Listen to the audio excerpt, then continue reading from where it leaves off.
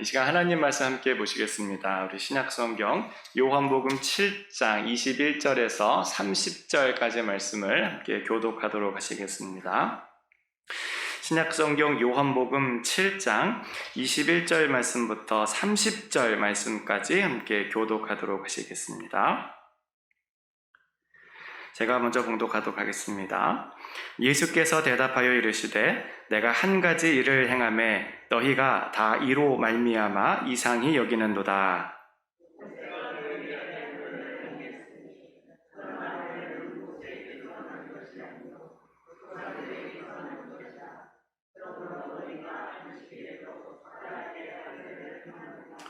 모세의 율법을 범하지 아니하려고 사람이 안식일에도 할례를 받는 일이 있거든 내가 안식일에 사람의 전신을 건전하게 한 것으로 너희가 내게 노여워하느냐.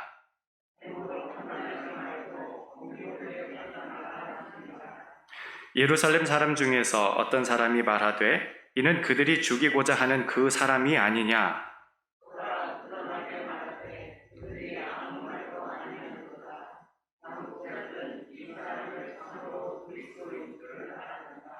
그러나 우리는 이 사람이 어디서 왔는지 아노라. 그리스도께서 오실 때에는 어디서 오시는지 이는 아는 자가 없으리라 하는지라.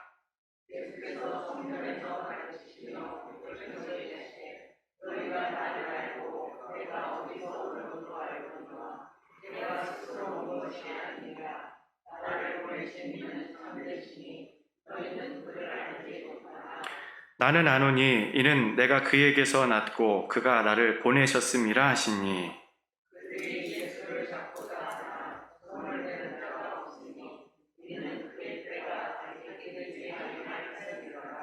아멘. 함께 기도하십니다. 사랑과 자비가 많으신 주님 참 고맙습니다.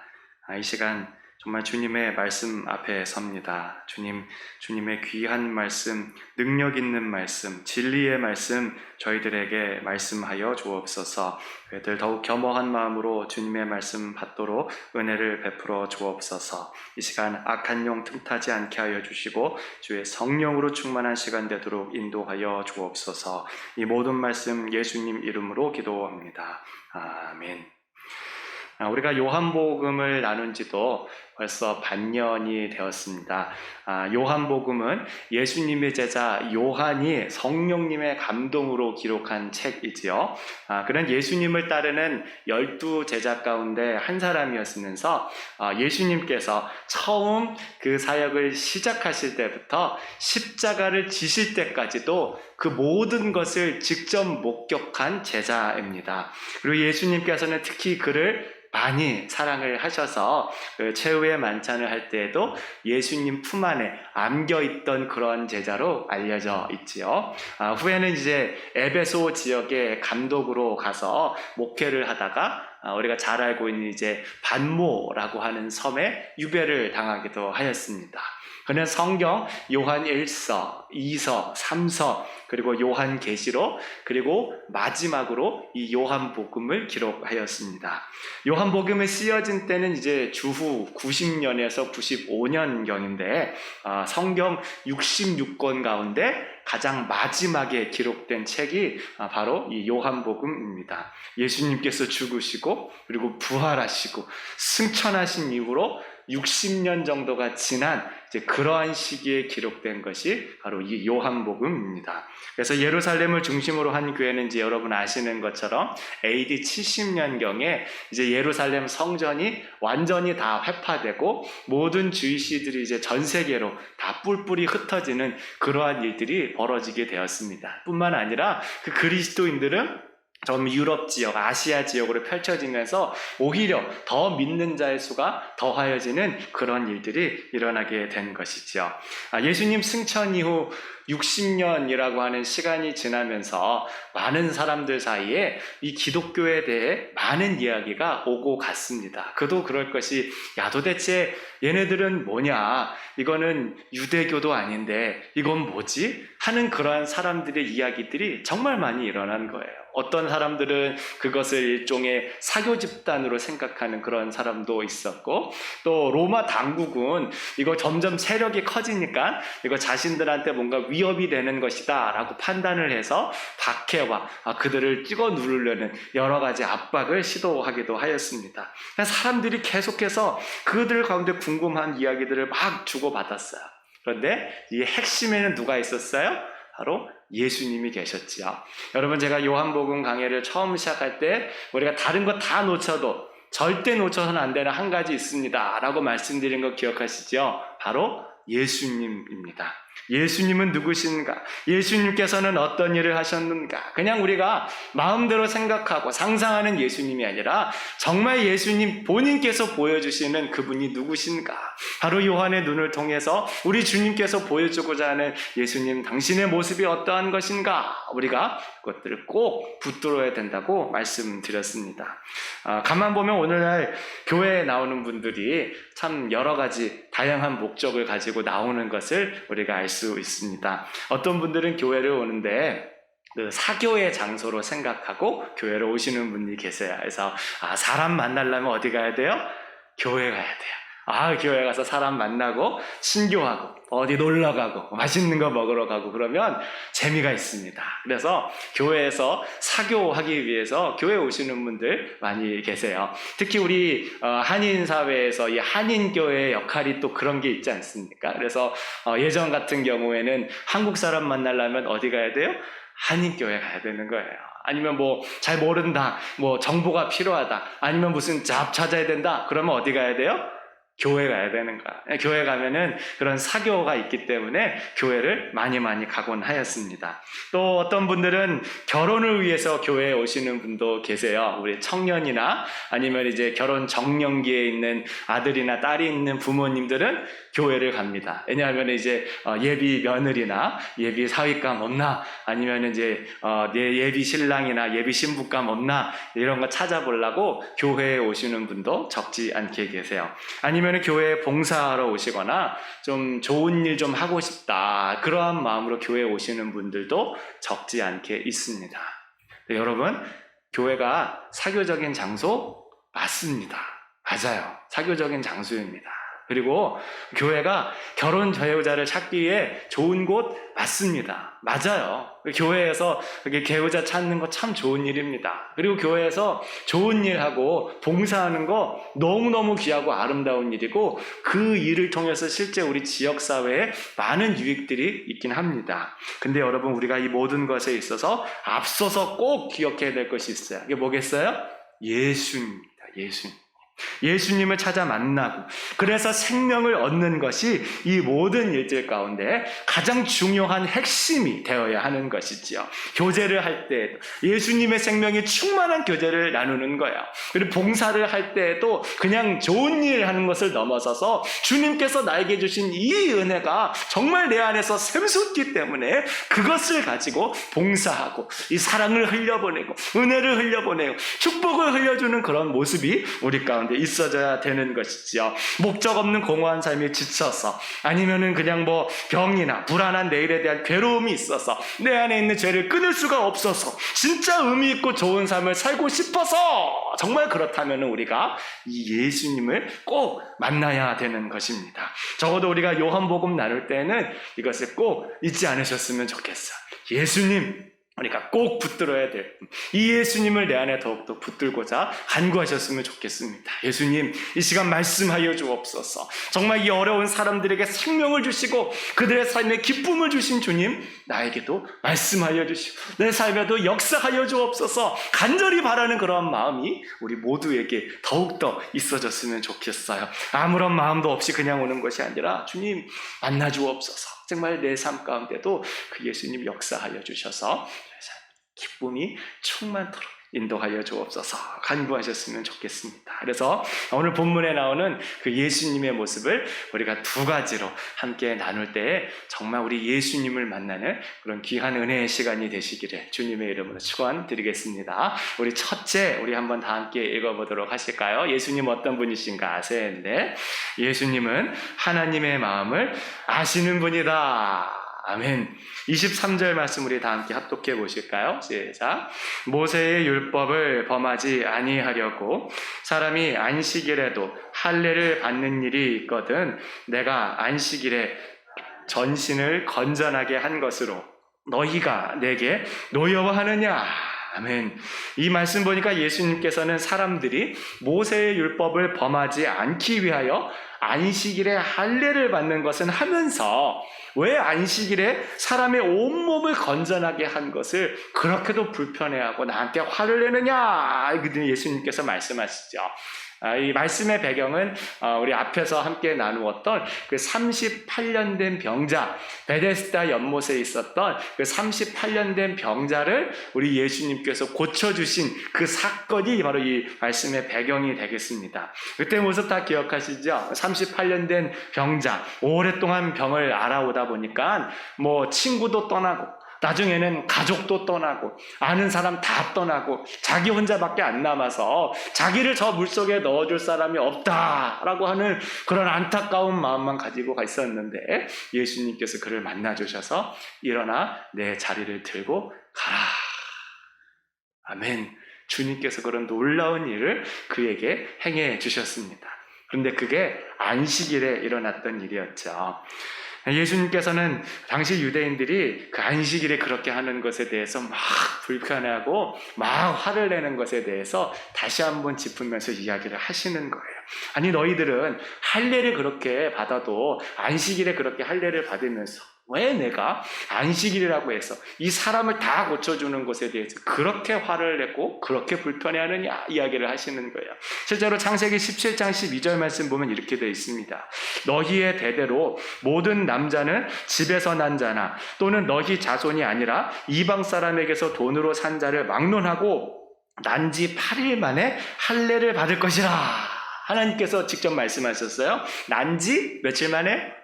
8일 만에 할례를 꼭 받아야 된다. 하나님께서 말씀을 하신 거예요. 그래서 아브라함 이후로 태어나는 모든 사내 아이는 난지 8일이 된 날에 꼭 할례를 받게 되었습니다. 근데 그날이 안식일이라도 문제가 되는 거예요. 근데 왜 아이가 날짜 맞춰서 꼭 태어나고 막 그런 건 아니잖아요. 근데 이제 태어나다 보니까 8일째 딱 보니까 이게 안식일이야. 그러면 어떻게 해야 돼요? 이거 안식일 지켜야 되니까 좀 땡겨가지고 할례를 받을까? 아니면 안식일이니까 이거 좀 안식일 지나고 좀 미뤄서 받을까? 근데 그럴 수가 없는 거예요. 왜냐하면 이 할례라고 하는 게 너무너무 소중한 거기 때문에 그렇게 날짜를 함부로 할 수가 없는 겁니다. 하나님의 백성이 된다는 일평생에 한 번 있는 너무 중요한 의식이기 때문에 이거 뭐 사정이 그렇다 그래서 이거 뭐 날짜 땡기거나 날짜 뒤로 미루거나 이렇게 할 수가 없다고 사람들이 그렇게 믿고 있었던 거예요. 그래서 그들이 안식일에도 불구하고 이 할례만큼은 반드시 행하였습니다. 그리고 그것이 안식일을 범하는 게 안 되었어요.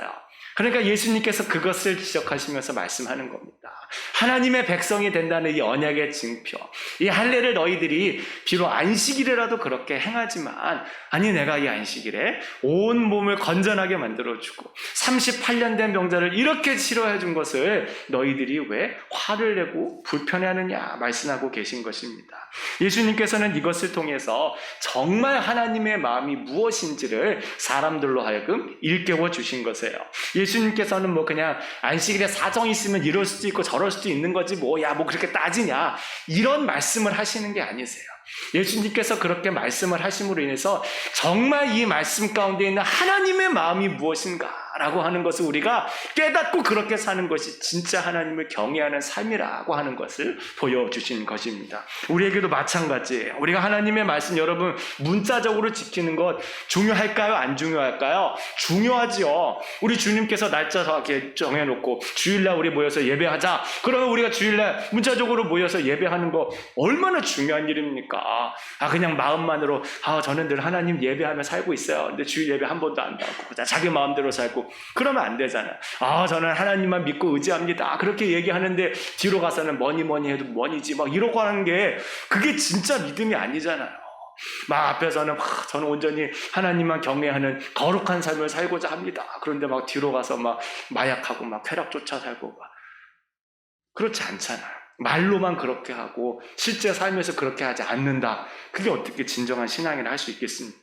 문자적으로 지키는 건 너무너무 중요한 일인데 문제는 하나님의 마음을 모르고선 그렇게 하는 것은 지키나 마나한 것과 다를 바가 없다는 거예요. 주님께서 그런 말씀들을 우리 가운데 주셨다면 그 마음이 어떤 것인지를 헤아려 보고 정말 주님의 그 마음에 합하게 그 일들을 행해야 주님께서 기뻐하시는 거지. 주님께서 무슨 마음으로 하셨는지 관심도 없고 알려고도 하지도 않으면서 그냥 몰라 무조건 해 이렇게 하는 게 우리의 신앙에 별다른 도움이 되지 않는다는 거예요. 예수님께서 이 사건을 통해서 분명히 알려주신 겁니다. 하나님의 마음을 알고자 하는 그 사람을 통해서 하나님의 뜻이 온전히 이루어지게 되는 것입니다. 구약 성경에도 보면 하나님의 마음이 어떠했는지를 잘 깨달은 사람의 이야기가 나옵니다. 바로 히스기야 왕이에요. 히스기야 왕은 남유다의 왕인데 남유다의 22명의 왕 가운데서 다윗처럼 정말 온전한 마음으로 하나님을 섬긴 3명의 왕 가운데 한 명이었습니다. 그가 얼마나 위대한 왕이었는지 역대기 29장부터 32장까지 걸쳐가지고 무려 4장이나 그의 모든 삶에 대해서 이야기를 하고 있어요. 근데 그가 한 일을 이제 2가지로 크게 요약을 하면은 첫 번째로는 성전 제도를 정비한 겁니다. 우상 숭배하고 막 사람들이 하나님을 예배하지 않으니까는 이 모든 제도를 정비한 거예요. 우리가 하나님만을 예배하는 삶을 살아야 된다라고 하면서 모든 유다에 있는 우상들을 다 없애고 하나님을 예배하는 성전 제도를 정비하였습니다. 그리고 2번째로 굉장히 독특한 게 있는데 그게 뭔가 하면은 바로 북이스라엘 사람들을 남쪽 유다로 초대해서 다 같이 연합해서 하나님께 유월절 절기를 지킨 것이었어요. 아시는 것처럼 이제 유월절은 이집트로부터 해방을 기념하는 절기이면서 동시에 하나님이 이스라엘을 택하시고 그의 백성을 삼으셨다는 언약적인 측면에서 너무너무 중요한 절기지 않습니까? 오죽하면 이스라엘 백성들은 이 유월절을 첫 번째 달로 해가지고 그날부터 모든 삶이 시작된다 이렇게 살아갈 정도였어요. 그들의 삶에 있어 너무너무 중요한 것인데 문제는 이제 이 히스기야가 남유다의 왕인데 북쪽에 있는 사람들까지 다 초대해서 이 유월절 절기를 지켰다는 것이죠. 근데 이게 단순히 그렇구나 남쪽에 있는 왕이 북쪽에 있는 사람들 초대해가지고 같이 유월절 절기 지켰구나 이 정도 수준의 이야기를 하는 게 아니에요. 왜냐하면 그때 당시 북이스라엘은 이미 멸망을 당하고 말았거든요. 우리 알고 있는 아시리아에 의해서 722년에 이 북이스라엘이 멸망을 당했습니다. 북이스라엘의 수도 사마리아가 함락이 되면서 이제 하나님의 백성들이 사라지게 된 거예요. 막 여기저기로 막 포로로 끌려가고 남은 사람들 몇 명 진짜 거지같이 그냥 그렇게 남겨져서 살고 있는 참으로 처참한 그런 상황 가운데 히스기야 왕이 왕위에 오르게 된 겁니다. 그런데 그가 북이스라엘에 있는 사람들을 초대해서 이 유월절 절기를 같이 즐기는 거예요. 하나님께서 이 유월절을 통해서 무엇을 기대하는지 그 하나님의 마음을 깨닫고자 했던 거죠. 저 북이스라엘 사람들, 저놈들 우상 숭배했지 죽어도 싼 놈들이야. 그렇게 생각하는 게 아니라 그런 가운데도 하나님께서 그들을 사랑하신다는 것을 이 히스기야가 분명히 깨닫는 겁니다. 비록 그들이 지금 나라가 없어지고 그들이 멸망을 당한 민족이지만 그들도 하나님께서 사랑하는 언약 백성이라는 것을 그가 깨닫고 그들을 초대해서 같이 우리가 하나님 백성으로서의 이 절기를 다시 한번 즐깁시다 라고 하면서 유월절 절기를 지키게 된 것입니다. 그뿐만 아니에요. 그가 유월절의 날짜를 지키는데 날짜를 한 달 뒤로 미루게 됩니다. 역대하 30장 2절 3절에 이렇게 기록합니다. 왕이 방백들과 예루살렘 온 회중과 더불어 의논하고 둘째 달에 유월절을 지키려 하였으니 이는 성결하게 한 제사장들이 부족하고 백성도 예루살렘에 모이지 못하였으므로 그 정한 때에 지킬 수 없었음이라. 우리 아까 말씀드린 것처럼 이 6월절 너무 중요하잖아요. 얼마나 중요한지 6월절을 꼭 첫 번째 달 아비벌에 지켜야 된다. 율법에 그렇게 기록이 되어 있었어요. 그런데 히스기야는 그것을 아비벌 첫 번째 달에 지키는 게 아니라 날짜를 한 달로 미뤄줍시다. 이렇게 이야기를 하는 거예요. 왜냐하면 북이스라엘에서 사람들이 오는데 시간도 걸릴 거 아니에요. 그리고 사람도 부족하고 준비하는데 시간이 더 필요하니까 비록 하나님의 말씀에 이 6월절은 첫 번째 달에 꼭 지켜야 된다고 하였지만 우리가 그 날짜를 옮겨서 두 번째 달에 지키도록 합시다. 이렇게 이야기를 한 거예요. 그랬더니 모든 사람들이 그것을 기뻐하였습니다. 역대하 30장 18절에 에브라임과 므낫세와 이사갈과 스불론의 많은 무리들, 이제 북이스라엘 백성들을 말하는 거예요. 자기들을 깨끗하게 하지 아니하고 6월절 양을 먹어 기록한 규례를 어긴지라 히스기야가 그들을 위하여 기도하여 이르되 선하신 여호와여 사시옵소서. 우리 아까 이야기했는데 날짜를 뒤로 미뤘어요. 사람들이 왔습니다. 근데 문제는 이 사람들이 그동안 너무 오랫동안 하나님의 말씀을 지키며 살지 않은 거예요. 그러다 보니까는 어떻게 6월절을 지켜야 되는지조차 까먹은 겁니다. 어떻게 지켜야 되는지도 잘 모르는 거예요.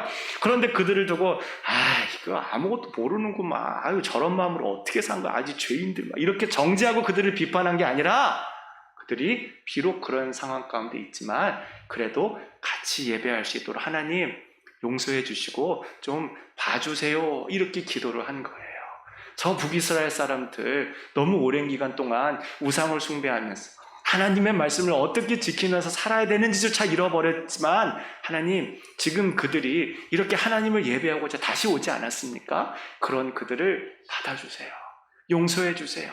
비록 저들이 율법적으로 온전히 지키지 못하고 하나님의 규례를 문자적으로 지키지 못했다고 하지만 주님 이들을 불쌍히 여겨주세요 라고 하면서 그들과 함께 6월절 절기를 지키려고 하였습니다. 그랬더니 역대하 30장 20절에 이렇게 말씀해요. 여호와께서 히스기야의 기도를 들으시고 백성을 고치셨더라.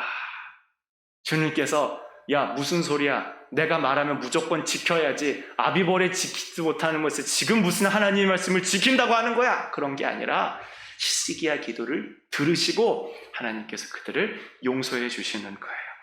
이어서 30장 26절에 말씀하시기를 예루살렘에 큰 기쁨이 있었으니 이스라엘 왕 다윗의 아들 솔로몬 때로부터 이러한 기쁨이 예루살렘에 없었더라. 한번 합독해 보실까요? 시작. 예루살렘에 큰 기쁨이 있었으니 이스라엘 왕 다윗의 아들 솔로몬 때로부터 이러한 기쁨이 예루살렘에 없었더라. 한마디로 히스기야는 율법에 기록된 그 문자 규정보다 그것을 주신 하나님의 마음이 어떠한지를 헤아리고자 했던 거예요. 아비벌의 6월절 지키는 건 물론 중요하지만 정말 하나님께서 그것을 통해 어떤 것을 기대하는지 그 하나님의 마음을 더욱더 헤아려 보고자 하였던 겁니다. 그래서 6월절의 날짜를 한 달 뒤로 미루고 또 그 사람들이 6월절에 참여하는데 부정함으로 참여하였지만 그들을 위해서 기도하여 주고 하나님 그들이 또 부족하고 연약한 모습이 있지만 우리가 함께 모여 하나님 안에서 다시 한번 회복되고 하나님 안에서 기쁨을 누리는 것, 이것이 주님의 마음이시지 않습니까? 그들을 사하여 주옵소서 하는 간구를 올려드리고 그러다 보니까 솔로몬 이후로 이러한 기쁨이 없었다고 할 정도로 하나님이 주시는 기쁨이 그들 가운데 지금 충만하게 임하는 것을 그들이 모두 느낄 수 있었습니다. 하나님의 마음을 아는 사람이 그래서 중요한 거예요. 아니 멀리 떠나갔던 아들이 지금 다시 살아 돌아왔다는데 무슨 율법 규정이 무슨 의미가 있겠어요. 죽은 줄로만 알았던 내 자식이 다시 살아 돌아왔다는데 그 몰골이 막 더럽고 행색이 지저분하다 그래서 아우 떨어져라 막 이렇게 할 부모가 어디 있겠어요. 그 마음이 그 안에 있기 때문에 이 히스기야가 그런 모든 귀한 일들을 행하게 된 것입니다. 사랑하는 여러분, 하나님의 마음을 알고자 하는 사람에게 우리 주님께서 더 많은 은혜를 주시는 줄로 믿으시기 바랍니다. 우리가 물론 문자적으로 지키는 거 너무나도 중요하지만 하나님의 마음을 알고자 하는 것이 더욱더 중요한 일인 줄로 믿습니다. 고린도전서 2장 16절 말씀 우리 합독해 보실까요? 시작. 누가 주의 마음을 알아서 주를 가르치겠느냐? 그러나 우리가 그리스도의 마음을 가졌느니라. 우리가 그리스도의 마음을 가진 자들이라고 바울이 이야기합니다. 우리 안에 있는 성령 하나님을 통해서 우리 하나님의 마음을 알게 해주시는 거예요. 이렇게 하나님의 마음을 품은 사람들이 가정과 교회와 이 사회 가운데 있을 때 정말 우리 하나님께서 주시는 그런 큰 기쁨이 더욱더 임하게 될 줄로 믿습니다. 여러분, 우리 가정에서 하나님의 마음을 가지고 우리 그리스도의 마음을 가지고 내 배우자와 자녀들을 대하는데 그 가정에 어떻게 문제가 생길 수 있겠어요? 예수님처럼 더 많이 내어주고 더 많이 헌신하고 더 많이 사랑하고자 하는 그런 마음으로 충만한데 어떻게 그런 가정 가운데 문제가 있을 수가 있겠습니까? 교회도 마찬가지고 사회도 마찬가지죠. 우리에게 예수님의 그 십자가의 마음이 가득 부어져 있는데 어떻게 우리 가운데 그런 교만하고 욕심과 불안과 탐욕 이런 것들이 가득 있을 수가 있겠어요? 그러니까 우리가 더욱더 주님의 마음을 알고자 하고 그 마음이 우리에게 부어지기를 간구하여야 될 줄로 믿습니다. 날마다 주님께서 주시는 그 모든 마음을 가지고 우리가 순종함으로 주님의 기쁘신 뜻들을 이루며 살기로 다짐하시는 저와 여러분 다 되실 수 있기를 주님의 이름으로 축원드립니다. 자, 우리 둘째, 우리 한번 읽어보실까요? 네. 예수님은 하나님의 때를 아시는 분이시다. 아멘. 우리 30절 말씀도 합독하시겠습니다. 네. 그들이 예수를 잡고자 하나 손을 대는 자가 없으니 이는 그의 때가 아직 이르지 아니하였음이라라. 오늘 본문 말씀 보니까 사람들이 예수님을 붙잡고자 했는데 아직 감히 손을 대는 자가 없다 이렇게 말씀하고 있습니다. 당시에 이제 예루살렘에 예수님을 좋아하는 사람들도 많이 있었습니다. 우리 아는 것처럼 뭐 오병이어의 기적도 일으키셨고 또 수많은 병자들도 고치셨고 또 눌려있는 자들, 억눌린 자들 주님께서 다 치료해 주시고 천국 복음 전해 주셔서 예수님을 좋아하는 사람들이 많이 있었어요. 그런데 다 그런 건 아니었죠. 특히 종교 지도자들은 이 예수님을 너무너무 싫어했어요. 그래서 그들이 이제 마음만 그런 게 아니라 실제로 모여서 그 일들을 준비하고 계획을 한 겁니다. 야, 우리가 저 예수를 어떻게 해야겠다. 그래서 이미 자기들 안에서는 이제 많은 이야기들이 오고 갔을 것이고 어느 정도 준비도 다 끝났어. 이제 예수님 걸려들기만 하면 돼. 이제 1억도까지 다 준비가 마쳐진 거예요. 예수님 여러분 그것을 아셨을까요? 모르셨을까요? 예수님께서 아셨지요. 그래서 요한복음 7장 10절에 보면은 그 형제들이 명절에 올라간 후에 자기도 올라가시되 나타내지 않고 은밀히 가셨다 이렇게 말씀하고 있습니다. 예루살렘에 자기를 죽이려는 무리들이 있다는 것을 예수님께서 아셨죠. 하나님의 아들이 모르실 리가 없잖아요. 다 아셨습니다. 그래서 예수님께서 은밀히 예루살렘 성전으로 올라가셨어요. 그런데 예수님께서 14절에 보면 자기를 드러내세요. 이미 명절의 중간이 되어 예수님께서 성전에 올라가서 가르치시니, 다시 상황을 정리해서 말씀드리면은 예루살렘에서 예수님을 미워하는 무리들이 있습니다. 그래서 그들이 이미 많은 이야기들을 주고받았어요. 야, 어떻게 해야 되겠다, 누구는 뭐 해라, 뭐 준비해라 해서 이미 많은 이야기를 하고 준비를 갖췄어요. 이제 예수님 나타나기만 하면 예수님을 처단할 수 있는 그런 기회 오게 된 건데 그때 예수님께서 자기를 드러내셨습니다. 근데 본문이 어떻게 이야기하고 있어요? 30절 말씀 합독하십니다. 네. 그들이 예수를 잡고자 하나 손을 대는 자가 없으니 이는 그의 때가 아직 이르지 아니하였음이로라. 그때 갑자기 누가 잠깐만 이 작전 보류 이렇게 이야기한 게 아니에요. 그러면 그들 마음 가운데 갑자기 성령이 확 임해가지고 야 우리가 예수님께 손대면 안 되겠다 그런 걸까요? 그런 거 아니지요. 그런 마음 아닌데 그 누구도 예수님께 손을 대지 못한 거예요. 오죽했으면 이런 상황을 바라보던 주변 사람들이 25절, 26절에 이렇게 말합니다. 예루살렘 사람 중에서 어떤 사람이 말하되 이는 그들이 죽이고자 하는 그 사람이 아니냐 보라 드러나게 말하되 그들이 아무 말로 아니하는도다. 당국자들은 이 사람을 참으로 그리스도인 줄 알았는가? 무슨 말씀이에요? 아니 예수님 죽이려고 계획 짠 거 우리 다 알고 있는데 지금 준비도 다 했는데 아니 왜 예수님 여기 계신데 안 잡는 거야? 혹시 지금 진짜 이 사람이 그리스도라고 믿어서 지금 손 안 대고 있는 거 아니야? 라고 지금 이야기할 정도의 상황이 이르게 되었다는 거야. 아무도 그 가운데서 뭐 보류해야 돼. 성령이 충만해가지고 야 진짜 하나님의 아들이야 우리가 건들면 안 돼. 이렇게 했던 게 아닌데 그 누구도 나서지 못하는 그러한 상황이 지금 벌어지게 된 것입니다. 바로 하나님의 때가 이르지 않았다고 성경이 이야기합니다.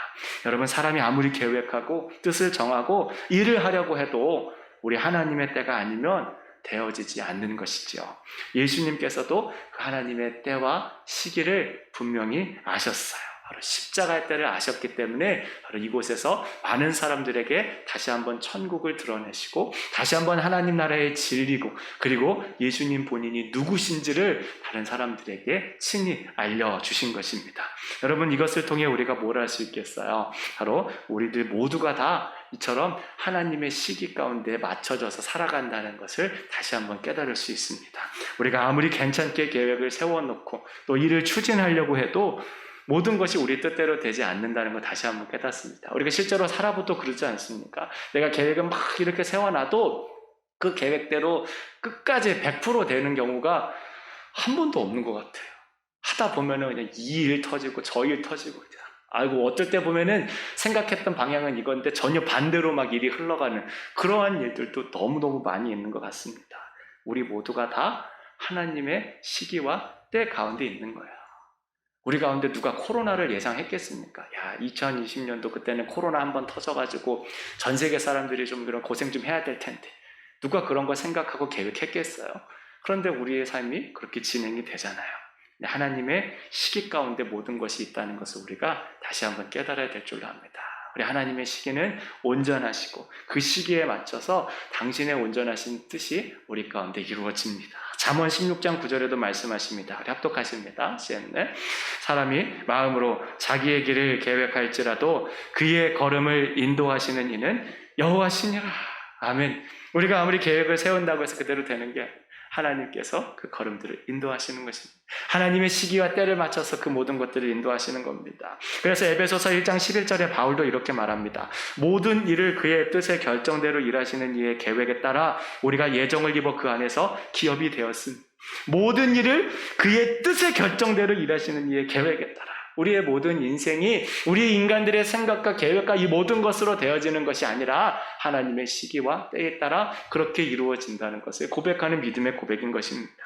그러면 우리가 분명히 생각해야 되죠. 그러면 목사님, 우리 무슨 계획 짤 필요 없는 거예요? 앞으로 이제 무계획으로 살면 되는 겁니까? 이제 그런 거 아니지요. 우리가 계획 세워야 됩니다. 그런데 그 계획만을 의지하며 나아가는 게 아니에요. 그 계획이 정말 하나님께서 기뻐하시는 계획인가? 정말 하나님의 뜻 안에 있는 계획인가? 그러한 것들을 점검하면서 나아가야 되는 겁니다. 기도하면서 나아가야 되는 거야. 여러분, 우리 다 기도하며 계획 세우잖아요. 근데 기도하는데 하나님, 제가 이러이러한 계획을 세웠습니다. 하나님, 이대로 일해 주십시오. 그러한 기도보다 더 나은 기도를 드려야 되는 거예요. 하나님, 제 마음에 이런 소원이 있는데 이게 하나님의 뜻에 맞는 기도입니까? 이게 하나님께서 원하시는 그런 뜻입니까? 주님, 이것이 정말 하나님의 뜻과 시기 가운데 올바로 이루어질 수 있는 그런 기도입니까? 주님, 저희의 생각을 주님께로 맞출 수 있도록 도와주셔서 그런 기도를 올려야 되는 거야. 내 생각은 다 정해놓고 주님께서 이대로 하세요, 저렇게 하세요, 이렇게 하는 게 아니라 주님, 이게 정말 주님의 뜻이 맞는지 제 생각을 내려놓고 정말 모든 것을 주님께로 맞출 수 있도록 도와주십시오 하는 기도를 우리가 더욱더 올려야 될 줄로 압니다. 예수님의 십자가가 그것을 너무 잘 보여주죠. 우리 마태복음 26장 39절에 예수님이 이렇게 기도하십니다. 내 아버지여, 만일 할만하시거든 이 잔을 내게서 지나가게 하옵소서. 그러나 나의 원대로 마시옵고 아버지의 원대로 하옵소서. 예수님께서 하나님의 때를 아셨지요. 그리고 성부 하나님께서 그 뜻을 온전히 이루실 것을 믿으셨습니다. 그래서 본인의 원대로 마시옵고 아버지의 뜻대로 하시옵소서. 주님께 모든 것을 내어 맡기는 그러한 기도를 올렸어요. 내 뜻은 이거지만 이게 아니라 주님의 뜻이 이루어지도록 제 뜻을 주님께 맞추게 도와주소서. 그래서 성부 하나님의 뜻이 나를 통해 이루어지도록 간구하는 모습을 보여주고 계십니다.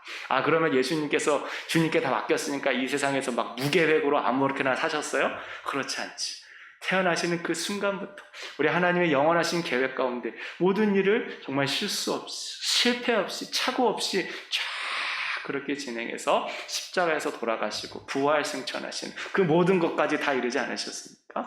주님께 우리의 모든 것을 다 내어 맡기고 주님의 뜻에 나의 뜻을 맞춘다 그래서 무계획으로 살고 막 아무렇게나 살고 그런 게 아니에요. 기도하면서 이렇게 갖고 주님 인도하여 주옵소서. 두렵고 떨리는 마음으로 매 순간을 그렇게 살아가게 되어지는 것입니다. 그러니까 더욱더 기도하면서 우리 주님 안에서 내 뜻이 아닌 주님의 뜻이 우리 가운데 이루어지기를 바라는 마음으로 살아야 될 줄 압니다. 그리고 또 일을 진행하다가 보면은 생각지도 못하게 일이 흘러가면 우리 마음 가운데 분노와 좌절이 일어나기 쉬워요. 이렇게 계획했는데 일이 막 이렇게 가면은 막 속에서 막 열화가 치밀고 막 분통이 터져. 막 하나님의 원망도 하고 막 불평도 하고. 이스라엘 백성들이 그러지 않았습니까? 광야 생활했는데 이건 자기들이 처음 기대한 삶이 아니거든요. 이거 맨날 고생만 하고 막 힘들고 막 어렵고 막. 그러니까 하나님 앞에 막 불만 터뜨리고 막 불평불만하고 막 그렇게 하지 않았어요? 우리에게도 그러기 쉬운데 우리가 그럴 때 하나님의 때를 더욱더 생각하면서 더욱더 우리의 마음을 겸손하게 내어나갔고 주님을 믿어야 될 줄 압니다. 여러분 구약 성경에 보면 엘리야 선지자 다 아시죠? 엘리야 선지자가 살던 시대는 너무나도 암울하고 어두운 시대였습니다. 그리고 성경이 말하는 최악의 왕이라고 불리는 아합과 이세벨이 통치하던 그런 시대였기 때문에 모든 사람들이 정말 한 명도 빠짐없이 막 우상숭배하고 정말 다른 사람들이 다 돈밖에 모르고 막 그냥 그렇게 살아가던 시대였어요. 그런데 그때 엘리야가 이 상황에 너무 막 안타까워가지고 하나님 저 더 이상 못하겠어요. 차라리 저를 죽여주세요. 막 이렇게 하니까 하나님께서 이렇게 말씀하시죠. 열왕기상 19장 18절 그러나 내가 이스라엘 가운데 7,000명을 남기리니 다 바알에게 무릎을 꿇지 아니하고 다 바알에게 입맞추지 아니한 자니라. 이게 무슨 말씀이에요? 당시가 아무리 악하고 절망의 시대라고 이야기할지라도 하나님께서는 하나님의 사람들을 보호하시고 다시금 회복시키실 것이라는 말씀이죠. 그러니까 낙담하지 말고 불평하지 말고 원망하지 말고 그 하나님의 선하신 뜻을 믿으면서 지금의 자리를 지켜내라는 말씀이에요. 지금 내가 볼 때는 막 시대가 이렇고 때가 이래가지고 나도 모르겠다 내가 뭐 불중났다고 뭐 나라고 뭐 그렇게 사냐 그게 아니라 비록 상황이 그렇고 비록 때가 그렇다고 할지라도 우리 하나님께서 선하신 뜻을 가지고 당신의 사람들을 인도하실 것을 믿으면서 지금 나에게 주어진 모든 일을 성실하게 잘 감당하는 것이 진짜 주님께서 기뻐하시는 뜻이라는 것을 알려주고 계신 것입니다. 여러분 우리 삶 가운데 이해할 수 없는 혹은 생각지도 못한 그런 일이 일어난다면 우리 그때 불평과 불만을 하기보다는 하나님의 때를 더욱더 믿고 의지할 수 있도록 기도하셨으면 좋겠어요. 우리 전도서 3장 1절에 말씀합니다. 범사의 기한이 있고 천하만사가 다 때가 있나니 하나님께서 때를 정하시고 시기를 정하셨어. 하나님 때를 정한 게 뭐 있다위에요. 이렇게 말하는 게 아니라 주님 지금 저는 이해하기 어렵습니다.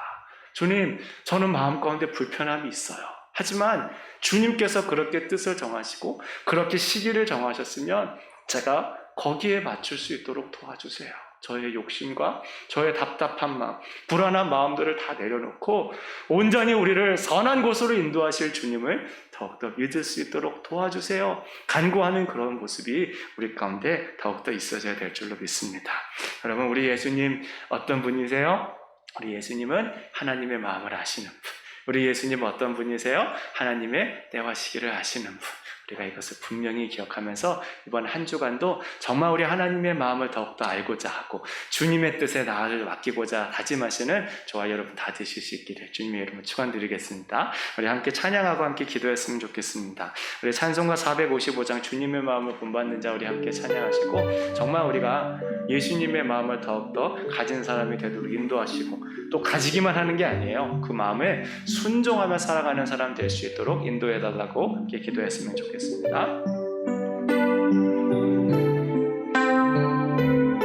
주님의 마음을 본받는 자 주님의 마음을 본받는 자 그 마음에 평강이 찾아옴은 험악한 세상을 이길 힘이 하늘로부터 임함이로다.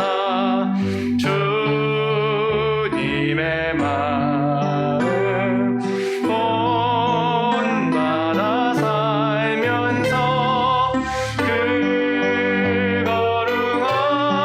거룩하신 나도 이루리.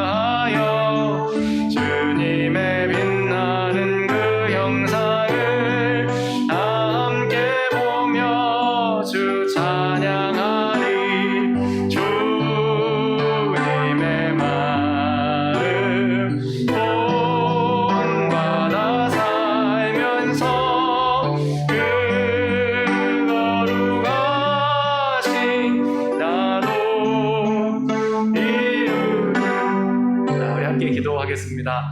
정말 우리 예수님은 하나님의 마음을 아시고 또 하나님의 때를 아시는 분이셨습니다. 그 예수님께서 우리 안에 계시기 때문에 우리도 그 마음을 더욱 알고 주님의 때를 알고자 하는 그런 귀한 믿음의 영혼 될 수 있도록 주님 인도하여 주옵소서. 내 삶 가운데 어려운 문제 혹시 있으십니까? 괴로움이 있으십니까? 주님의 때를 알게 하시고 불평과 불만이 아니라 감사할 수 있는 영혼 될 수 있도록 주님 인도하여 주옵소서. 함께 기도하시겠습니다. 사랑과 자비가 많으신 주님 고맙습니다. 주님 정말 저희들이 이 땅을 살아가면서 정말 생각지 못한 여러 가지 일들 때문에 분노하고 불평하고 답답하고 염려가 많습니다. 주님 긍휼히 여겨주시고 우리 하나님의 때를 생각하며 선한 신도를 해서 한번 생각하시고 도와주시옵소서. 정말 우리 주님만 온전히 의지하는 우리 모두 성도가 될 수 있도록 주님께서 도와주시고 주님 특별히 저와 은혜를 베풀어주셔서 주님 저에게 주님께서 긍휼을 더해주셔서 정말 우리 주님의 마음을 주님의 때를 늘 생각하며 살아갈 수 있도록 인도하여 주시옵소서. 인간적인 모든 계획들이 뜻대로 되어지지 않는다고 하여서 우리 주님을 향해 원망하고 불평하는 삶이 아니라 우리 주님의 선하신 인도하심을 더욱더 믿는 귀한 마음에 우리 모두에게 부어줄 수 있도록 주님 인도하여 주시옵소서. 주님 정말 저의 뜻대로 이 모든 일을 행하려는 것이 아니라 주님의 뜻에 나의 뜻을 맞출 수 있도록 도와주시고 더욱더 우리 하나님의 마음이 무엇인가를 생각하고 간구할 수 있는 그런 믿음의 사람들이 다 되어줄 수 있도록 주님께서 도와주시옵소서. 주님 우리 모두가 정말로 주님의 마음을 알고 정말 주님의 마음에 합하게 살아가는 자가 되기를 원하나이다. 주님 은혜를 베풀어 주셔서 주님 우리 주님의 마음을 가지고 우리 가정에 꾸며나갈 수 있도록 도와주시고 우리 주님의 마음을 가지고 우리 교회와 사회를 이루어나갈 수 있도록 주님께서 붙잡아 주시옵소서. 정말 주님께서 기뻐하시는 믿음의 모습으로 사는 우리 모두가 되어줄 수 있도록 주님께서 인도하여 주시옵소서. 사랑과 자비가 많으신 주님 참 고맙습니다. 우리들 이 땅 살아가면서 온전히 예수님의 귀한 모습 닮아갈 수 있도록 인도하여 주옵소서. 우리 주님의 마음을 깨닫고자 하여 주옵시고 우리 주님의 시기를 생각하며 늘 주님 안에 감사하는 마음으로 살아갈 수 있도록 우리 모두를 인도하여 주시옵소서. 이 모든 말씀 예수님 이름으로 기도합니다. 아멘. 다 함께 자리에서 서셔서 찬송가 50장 3절 찬양하시며 우리 봉헌하도록 하시겠습니다.